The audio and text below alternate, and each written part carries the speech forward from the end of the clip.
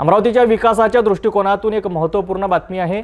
Amravati MIDC मधील अनेक भूखंड मोठ्या कंपन्यांनी घेऊन सुद्धा तेथे उद्योग सुरू झाले नाहीत। यामुळे स्थानिक उद्योजकांना संधी मिळत नाही आहे। यावर आता आमदार संजय खोडके यांनी आवाज उचलला असून या भूखंडांचे नव्याने वाटप करण्याची मागणी त्यांनी केली आहे। तसेच शहरातील वाढत्या गुन्हेगारी आणि अवैध धंद्यांवरही त्यांनी तीव्र चिंता व्यक्त केली आहे। या सर्व विषयावर आपली प्रतिक्रिया त्यांनी सिटी न्यूजशी बोलताना व्यक्त केली।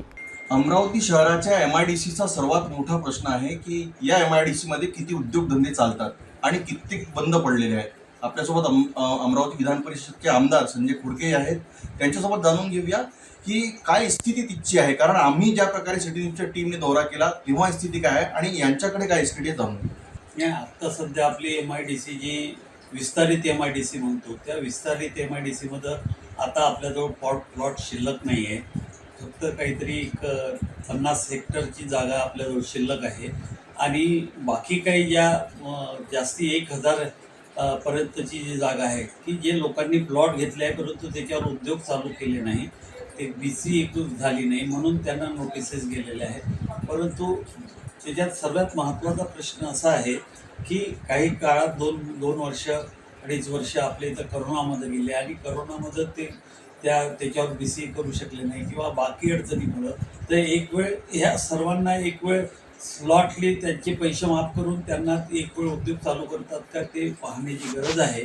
आणि तसं जर म्हटलं तर आज आपल्या मोठे मोठे उद्योग खूप मोठ्या जागा घेऊन बसतात। आता भारत डायनामिक्स मी जवळपास 500 एकर जागा भारत डायनामिक्सनी घेऊन ठेवलेली आहे, म्हणजे ती जवळपास केंद्र शासनाची जी कंपनी आहे त्यांनी घेतलेली आहे।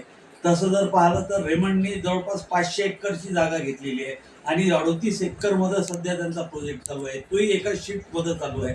तो प्रोजेक्ट 3 शिफ्टमध्ये चालू करण्याचं आश्वासन देऊन त्यांनी इथं युनिट आणलेलं होतं। परंतु ह्या सर्व बाबी आहेत तर ह्या जागेच्या संदर्भात आपल्याला पुढच्या काळामध्ये भविष्यात 25-30 वर्षानंतर जागा आता राहिली नाही। मेगा टेक्सटाईल पार्क आहे, त्याच्यासाठी 1000 एकरची जागा आपण घेतलेली आहे, पण तो mega textile park specific central गव्हर्नमेंटने आपल्याला दिलेला असल्यामुळं तिथं बाकी उद्योग नेता येणार नाही। त्याच्यासाठी स्पेसिफिक तो टेक्सटाईल पार्कसाठीच राहील।